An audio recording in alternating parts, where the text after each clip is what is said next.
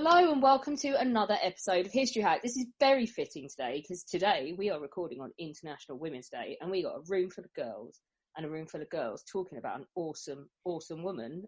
So you will find out why there was no other person to invite to host this today with me other than Charlie. Why is that, Charlie? Because I am completely obsessed with the 17th century and our guest today shares that obsession with me. So this is going to get very nerdy and very fangirly very quickly. So that's a warning. We're joined today by Amy Saunders, who is a PhD student at Winchester, and she's obsessed with all things 17th century and the Stuart monarchy, which we all know was the best. But she's here today to take us elsewhere in Europe because we're going to talk about Christina of Sweden, who was an utterly unique character. Welcome, Amy. How are you doing? Hi, I'm good. Thank you for having me. How are you? Oh, this is brilliant. I love this because Christina of Sweden, who you would have done your PhD on if you could speak 17th century Swedish, is that right? Yeah, so I had to go with something English so that I didn't have to go learn a whole new language and learn it in 17th century. It's a bit difficult. That's the thing, isn't it? Learning Swedish on Duolingo would be one thing. Translating that into 17th century speak would have been quite another. It's a bit different.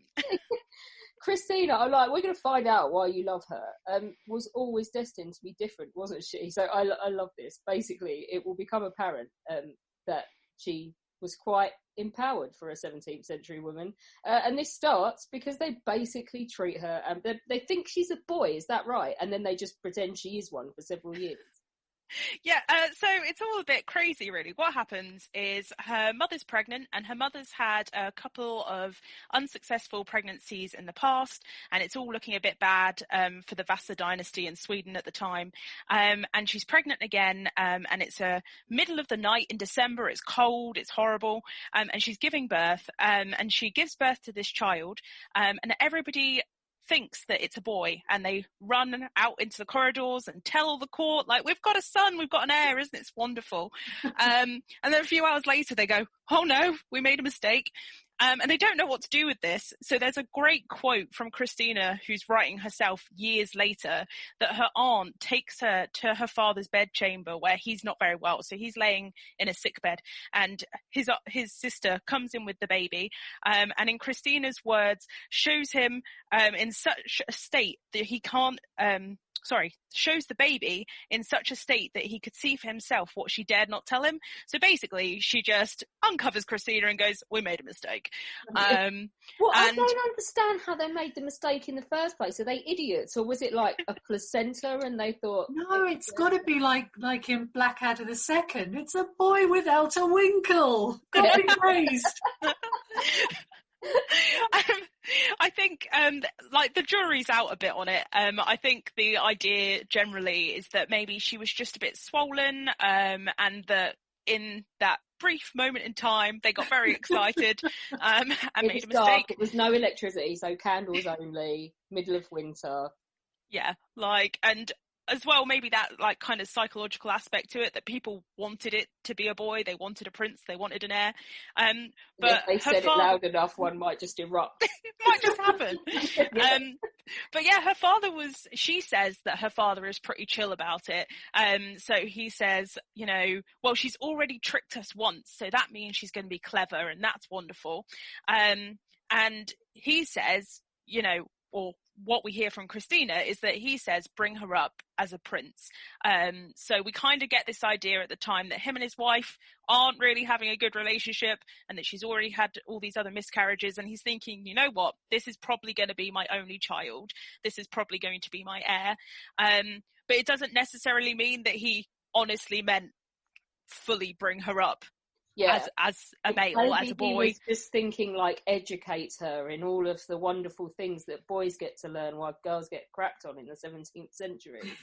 Yeah, and she did have lessons when she was growing up with female cousins and stuff. So in some ways you can see that her education was typical of kind of a upper class woman, but she was also given education that was specifically for the role that she would play as queen later on. But then do they completely take it too far? Well, I think really a lot of it's her personality. So, from quite a young age, she much prefers kind of things that would be seen as traditionally masculine. So things like fencing and hunting, and she goes riding a lot. She does ride side saddle. She does, conform to that gender image that they wanted. But yeah, she does a lot of things that wouldn't be considered very ladylike. And she cross dresses a lot. And yeah, probably like practically, she's really into all of those very active things that if she was wearing a big fancy dress wouldn't be very practical. But then kind of that building of those rumours of about, oh, your father wanted you to be brought up like this, and the mistake at her birth and things like that, all kind of feed into her being able to build on that more. So yeah, I think it's a bit of a strange childhood for her, and her mum has a lot of grief to deal with after her husband Christina's father dies, and that kind of makes Christina quite wary of what she sees as like feminine sensitivities, because yeah, she's like, I don't want to be associated with that. That feels weak, and I don't want to be like that. She takes the throne quite early in life, doesn't she? Yeah, so her father, who's King Gustav of Sweden, he dies when she's 6. So he's off fighting in the 30 Years' War. He leads a cavalry charge, and he basically dies on the battlefield. It's really brutal. It's horrible. And basically at 6 years old, she is his only heir. So she is made queen, but not made queen officially. So she has a regency, and she's looked after by these men that were appointed by her father. And they're the people who control her education and everything else. And her mother gets excluded from that regency, out of kind of, again, fear of her influence over a young child. And yeah, so up until the age of 18, this regency's around. And then at 18, she officially becomes queen. But it's not for another few years until she has a big fancy coronation, because of the war and various other things. It takes a while for her to like properly have a big party and get officially have the crown on her head. So she gets to this point, and obviously her job now is to marry and spit out children. She doesn't want to, though, does she? No, that is never on the agenda for Christina.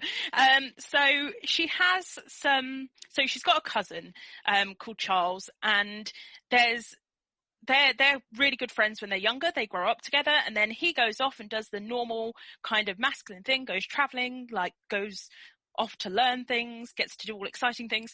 And when he comes back, for a while, it seems like they're going to end up married. And there's these letters between them that are written in code, and it's all very passionate and lovey and all wonderful. But in reality, Christina's kind of staying his resolve. He's like, we could get married now. And she's still under her regency. This is before she's officially become queen. And she's like, oh no, we'll wait till I'm officially queen. And by the time she's officially queen, she's like, no, you're just like my brother, aren't you? Like, I don't love you like that. Oh no, that's the crushing line, isn't it? I love you like a brother. I love you as a friend. I love you as a friend, but nothing more. Like, yeah, he's so obsessed with marrying her that even when she has left the throne to him and abdicated, he writes to her, the last letter he sends to her whilst she's running away from Sweden is, please come back and marry me. And she's like, no. To be fair then, he wasn't just hanging around to be King of Sweden. Well, I mean, it would have been a nice attraction if he'd married her and become King of Sweden. But yeah, there was genuine affection there, because, yeah, he carried on wanting to marry her, even after she'd already given him the crown. So yeah, she did have love interests that were both men and women, love interests throughout her life. But how kind of, I think they're probably more romantic than sexual, because there's this point when she just turns round to everybody and says, well, why would I want to be used the way that a peasant uses his fields? Like, why would I want to pop out babies? Yeah. I love it. So she's become, because of this, because of her refusal to marriage and her gallivanting around in boys' clothes, she's become something of a gay or lesbian icon, hasn't she, over the years? Yeah, so this, with the kind of invention of film and Hollywood and all the rest of it, she's become one of those people that we get historical fictions about. So she's present in 3 films, and then there's like a children's book about her, which is a slightly different thing. There's no exploration of her sexuality in that. But in the first film, she's played by Greta Garbo, which is absolutely massive that that's who plays her in 1933. And yeah, she's like, cross-dressing in it and things, and although the narrative is kind of a heteronormative narrative, like she falls in love with a man, even though she kind of looked at her lady's maid, she fell in love with a man, because obviously it's the 1930s, like you're not gonna like produce anything else. But even then, she's still very independent. She's still in this very masculine clothing. She's still riding horses. She's still fencing, and she's still being a very independent figure in that way. And then there's another film in the 1970s, and then there was one that came out only a few years ago in 2015, and that one like full on explores her sexuality with her lady's maid, and like looks at it all in terms of her trying to understand like desire and love and things in the 17th century within both the context of religious change in the 17th century, but also because obviously she'd have only been exposed to like heterosexual love and desire. So yeah. I should say, Amy, I have researched extensively for today's podcast by watching Greta Garbo in Queen Christina, so I know all of the facts. So I'm guessing it was very accurate. Yeah, no. So it's got a lot in it. It's really interesting to watch when you can pull things out of it and see what those things might be symbolizing, but it's not accurate. So in it, her love interest is a Spanish ambassador who is come to woo her on behalf of Philip IV of Spain. And if you just take him as kind of a symbol of Catholicism, which is like one of the official reasons, or one of the official things she does when she abdicates, is that she converts to Catholicism. So you can see him as representing Catholicism versus Protestantism, and you can see that kind of the public-private split of her personality and of her queenship, and the battle she's kind of going through with her abdication. So there's lots to unpick there, but yeah, it's not accurate. Great for a Sunday afternoon, though. Oh yeah. I love Greta Garbo, but Christina isn't like totally anti-monarchy. She does like some aspects of queenship, doesn't she?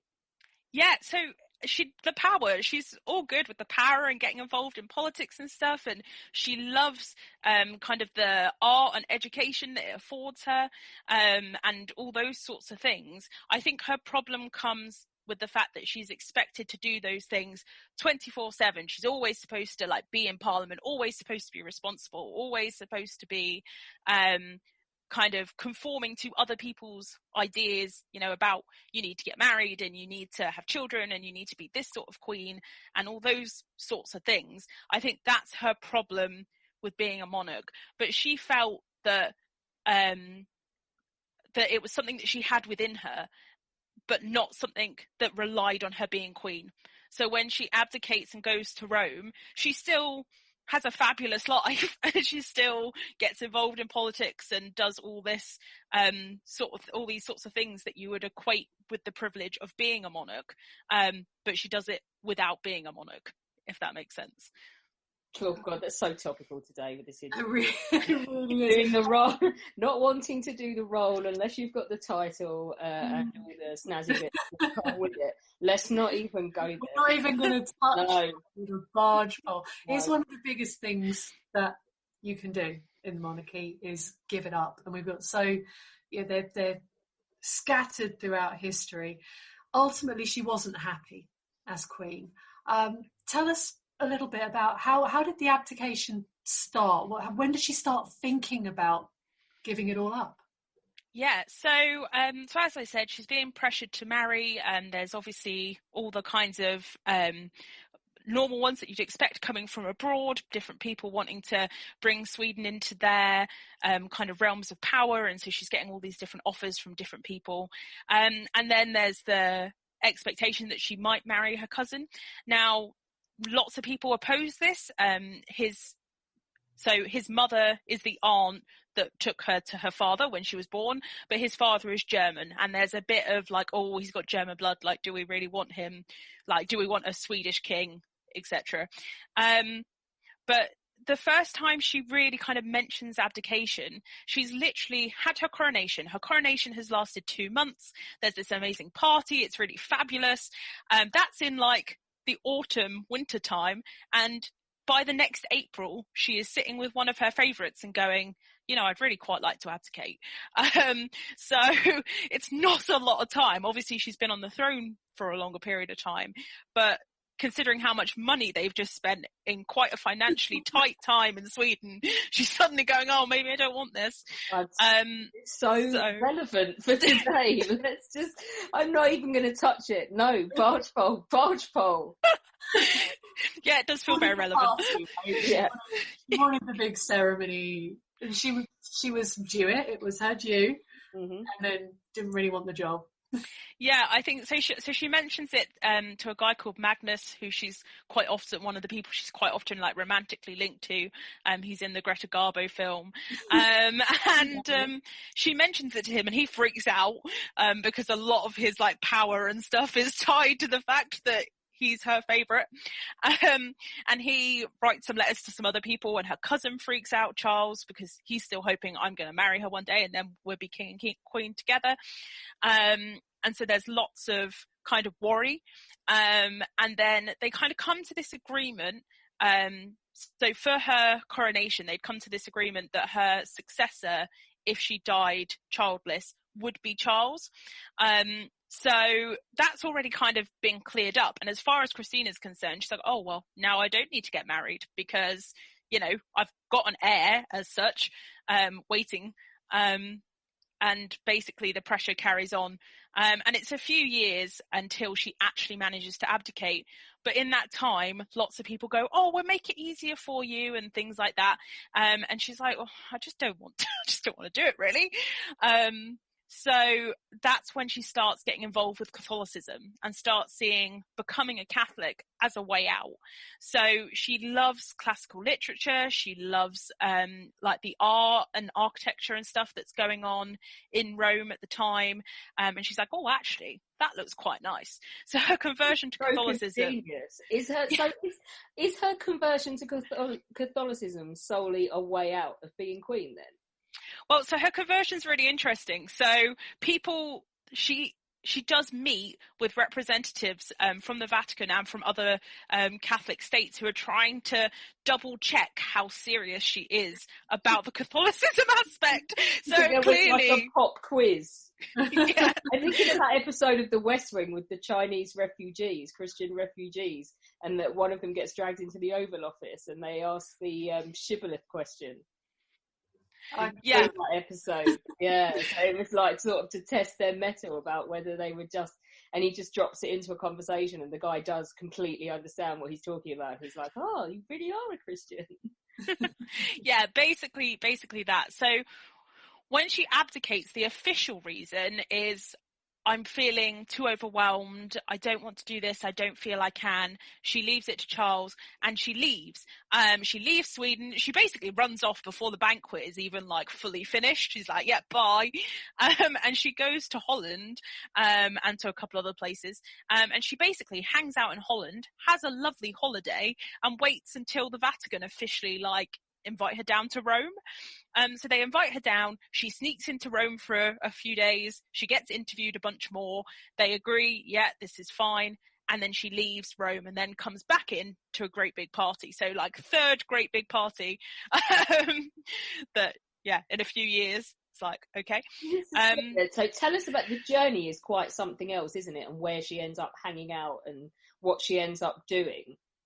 Yeah, so the journey's amazing. Like I said, she goes to Holland, and there's this great description of her basically she turns up with a few friends, and by the time she's left, she's got loads of friends, and she just keeps taking her leave of all of the important people without any ceremony. She just keeps like disappearing off to go explore something else and going to meet someone that everyone's like, oh, that's not very politically astute if you go stay with that person. And she's like, I don't care, they're interesting. And she like flits off all over the place.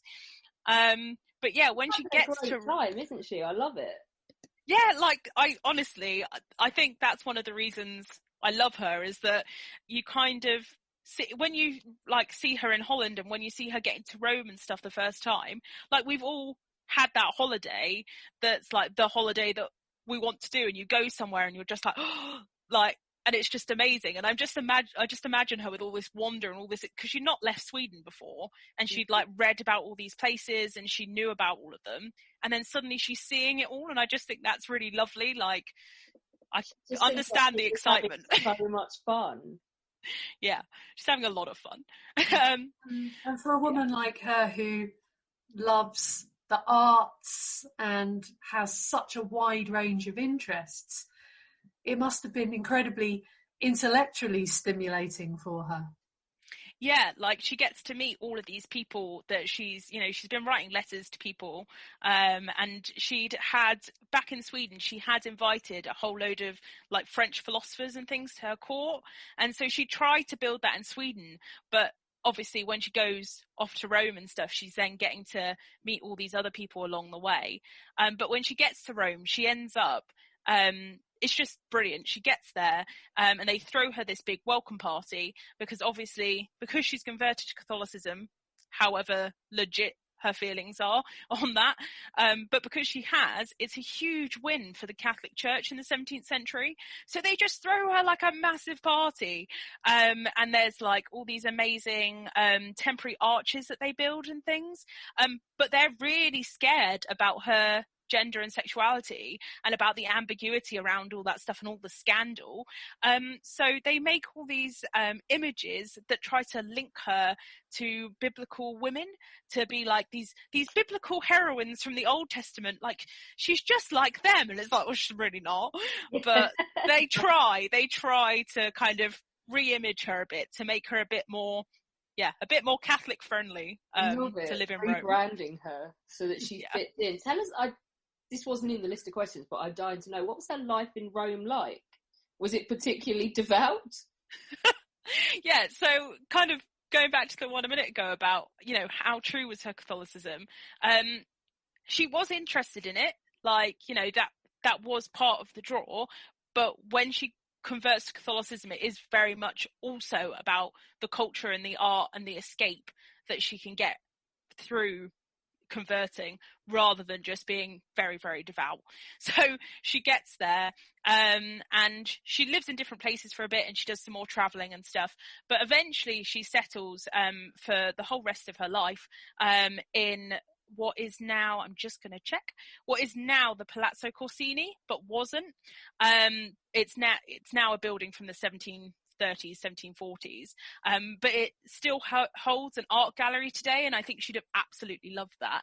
So she lives in this palace basically, and she fills it with art, both like modern of the period and classical art. So at the time, just outside Rome, they've uncovered or started to uncover bits of Hadrian's Villa, and she has a whole load of statues from Hadrian's Villa in her house, and then at the same time she's commissioning artworks from people like Bernini, who has just like designed the whole new front of the Vatican, and she's commissioning him to make all these new artworks to go in her house and hanging amazing paintings. And she builds like a huge library, and she invites people round. She has like an open day like quite regularly, and people will come round, and there's loads of comments from people traveling who said, oh, like I've gone to see the Queen of Sweden today, and like make comments on how she looked and how she still acted quite masculine and quite but very kind of open, like she'd come and talk to everybody, but she also liked to spy on people when they didn't know she was there as they were looking around her art collection and things. So yeah, she's having a wild time. Goodness. So was she in Rome? Was she the hostess with the mostess then? Yeah, I think so. There's been some great work recently about how, so because Rome being the seat of Catholicism is therefore very masculine with the Pope and things, and the Pope not officially being able to have like a queen consort, that Christina was able to kind of fulfill a queen consort in kind of tandem with the Pope without having had to get married and have children and everything else. So yeah, she builds this cultural centre around her, and people flock to see her. But there's also lots of people who aren't very happy with her. So there's lots of like newspapers and pamphlets and stuff, and there's one person who warns you that you shouldn't take your daughters to see her because she'll try to look up their skirts and things like that. So she's beloved by many people, and other people are very suspicious of her and very she's very controversial. I love that. There's always some bloke writing some nonsense like that, isn't there, about a woman that's just got too far above her own station in life. It's so ridiculous. She evidently didn't piss Rome off too much. A very rare honour, wasn't she, when she died? Yeah, so she's one of only 3 women to be buried in the Vatican, which is absolutely huge, to put it lightly. And I think this shows 2 things. It firstly shows what a great tool for Catholic propaganda she was. You know, she was a Lutheran queen who had abdicated, leaving her crown, and had done that or so the Catholic Church could spin it, to convert to Catholicism. And so that's massive in the 17th century. It's such a big deal. And she wants to be buried quietly. She wants to just have a chilled funeral. She leaves her art collection to various people, and that's all she wants. But she ends up with this crazy ceremony. It starts from her house where she's been laying like in state basically, and they go all the way through Rome, and they get to the Vatican. They get to St. Peter's, and she's buried in the crypt there. And they build her this huge monument, and it's got her crown on it to remind you all that, you know, this is what she gave up to be here. And it's also got this amazing carving underneath it, which shows her kneeling in front of the Pope. So when she first had come to Rome, the Pope had conferred like new names on her and stuff, and like officially welcomed her in a big ceremony in St. Peter's.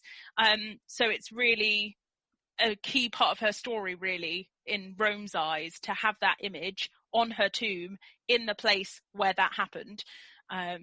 So yeah, it's huge propaganda for them, and it helps that the next Pope, who becomes Pope just after she died, is one of the other people that she is possibly romantically linked to. So yeah, like one of her besties is the next Pope. She's really important for the Vatican, isn't she? Because they've just basically been through 100 years of hell of people deciding that Catholicism ain't all that, and they're going to go a different way, and a Europe-wide reformation. So to be able to then have someone jack that in and give a throne up in the name of Catholicism, she really was a dream come true for them. I think she was worth every penny looks like they spent on her. Yeah, she had a lot of money spent on her. She spent a lot, so she might not have been interested in like jewels and stuff like that, but she spent a lot of money. But yeah, it's really interesting because obviously at the beginning of her abdication, nobody knows she's going to become a Catholic, and you get all this like Protestant commentary around her in the period between her leaving Sweden and then when she gets to Rome and it's official, suddenly everyone's like, oh, okay, that happened. Because up till then, people are still thinking of her as like this powerful single Protestant woman, and so other people are going, oh, maybe we could still get married to her, sort of thing. Yeah, until she kiboshes all of that. So I was being nerdy and I looked up the other 2 women who joined Christina in the Vatican. Just for anyone who's interested, we have Matilda of Tuscany, who was part of a powerful family, and she died in the second half of the 11th century.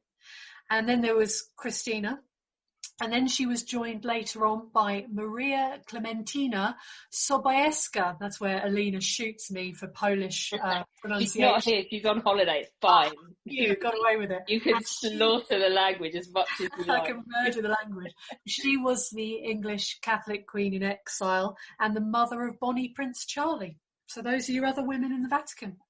Yeah, and that's one of the things that's coming out in some current research by a scholar called Camilla Candair, and she basically says that Christina shaping that position for herself in Rome allows Catholic exiled women, royal women later on, to kind of build a centre for themselves on her example.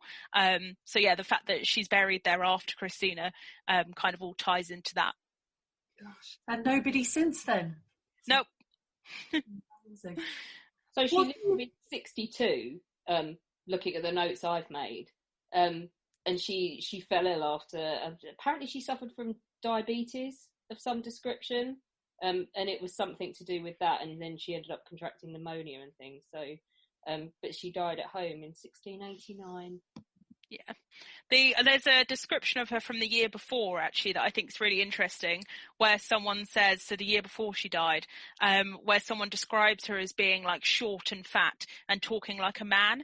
And I think it's really interesting that those gender ambiguities haven't left her. Like, people still are kind of going to see her art collection, but also recording kind of what they're maybe seeing as like a curiosity about her. So yeah. But yeah, she died at home, and then gets this very fancy funeral. I wouldn't expect it any other way. Oh, she'd have to make a big show and a party of it. Come on, it's Christina. The last one, the last party. So, Amy, what do you think Christina's legacy is today?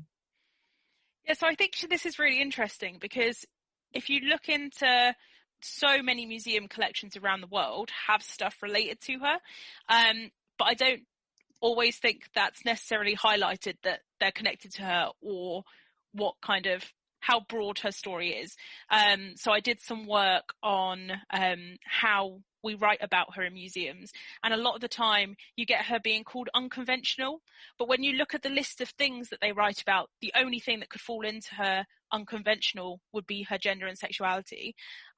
So I think in the past maybe there's been a kind of a difficulty about how do we write about that in museum context, but she's everywhere. There's so much of her stuff in the Prado, there's so much of her stuff in museum collections in Rome, and then there's like fabulous prints and stuff of her that you find basically in every major museum.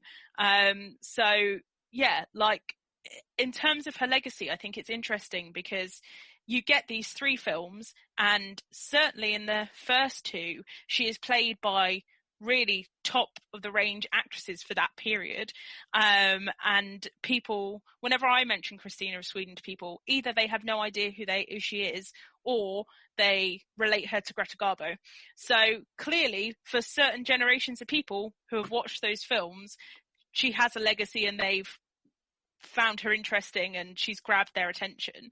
But really I don't think too much is made out of her. Out of all of the kind of queens that I've studied, she's probably the most forgotten, other than Catherine of Braganza, and people outside of the queenship kind of circle don't tend to haven't heard of her before, which I think is really sad, because she led this amazing life, and you can see things related to her all over the place. In Rome there's loads of buildings and stuff that are still present that are connected to her. There's loads of artwork and things, and I think I haven't been yet because lockdown, but in Sweden I think potentially she's remembered more because she's just part of their monarchical history, in the same way that we would remember certain monarchs and things throughout like British history. But in terms of kind of like internationally, I don't think she's remembered that greatly, really. And hold the phone, Amy. Hang on, we need to stop the interview right here. there's a queenship circle. How do I get into this? I don't really know how I got into it, to be honest. You need to hit up Gabby's story. She has a Queens thing on Twitter. And yes, for all ladies who love Queens. I was like, there we go. That's what I should be promoting right now. I am part of Gabby's team Queens, and so basically, so Gabby recently finished her PhD and has started kind of a global queenship blog, and we do like a Queen of the Day and things like that. And basically there's just lots of queenship nerds hanging out together and writing posts for social media. So we'll hook you up, Charlie, don't worry. Sign me up. I want to join. This sounds like fun. Amy, thank you so much for coming on to share Christina's story. I'm really glad. I think we've done her justice. She's had a whole episode all to herself, which she absolutely deserves. I think she's a really positive female role model. She doesn't like the hand that she was given, so she changed it. In the middle of the 17th century. I like that. I mean, granted, it's not like she ever went hungry and there was a, like, where's my next meal coming from? Not everybody had that. I mean, there's privilege there. But it still took a lot to go, nah, do you know what? I'm not down with this. I don't like the way this is playing out. Yeah, I mean, I think you've got to think about it as well. Like, it was exciting, but also it must have been pretty scary to just give up everything you knew and just be like, yep. And she didn't always, like, she always had food on the table and things, but she didn't always know where her money was coming from. She just kept spending, and then she'd go, oh no. And then she'd write to someone and be like, please lend me some money. And they'd go, oh, okay then. So yeah, very, very independent, and yeah. But she walked away from so much. I mean, that to walk away from literally the crown and all of that, that's a big thing. She had guts. Yeah. Don't forget that we do exist on Patreon as History Hack and on Patreon as well, which is Podbean's own version. Alina and I have had massive fun doing this in 2020, but life's going to change quite a lot next year, and we're going to actually have to go and earn a living, etc. If we want to keep up the regularity that we've been bringing you and the kind of guests that we've been bringing you and the workload, then we will need your help. So if you join, there's going to be incentives for joining on either of those platforms. We're revamping ourselves on both of them. So don't forget to go in. You can do as little as $1 a month, and it all goes towards keeping up History Hack as regular as we've been able to bring it to you this year. When our guests join us to talk about their work and their new book, the 45 minutes or so they spend with us is just a taster of all their efforts. So to this end, we have launched our very own bookshop on bookshop.org. where you can find our guests' latest and greatest books. You can support them, and you can support History Hack too. 10% of every sale via our bookshop supports the podcast and allows us to keep at it and bring you more amazing guests. You can find our bookshop at bookshop.org/shop/hack history, or just search on bookshop.org for us under the shops bit. Thank you for your continued support, and here's to your next great book.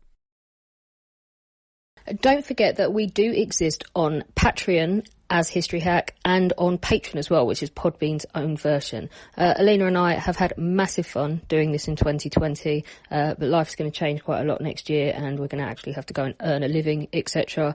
If we want to keep up the regularity that we've been bringing you and the kind of guests that we've been bringing you and the workload, then we will need your help. So if you join, there's going to be incentives for joining on either of those platforms. We're revamping ourselves on both of them. So don't forget to go in. You can do as little as $1 a month, and it all goes towards keeping up History Hack as regular as we've been able to bring it to you this year. When our guests join us to talk about their work and their new book, the 45 minutes or so they spend with us is just a taster of all their efforts. So to this end, we have launched our very own bookshop on bookshop.org. where you can find our guests' latest and greatest books. You can support them, and you can support History Hack too. 10% of every sale via our bookshop supports the podcast and allows us to keep at it and bring you more amazing guests. You can find our bookshop at bookshop.org/shop/hack history, or just search on bookshop.org for us under the shops bit. Thank you for your continued support, and here's to your next great book.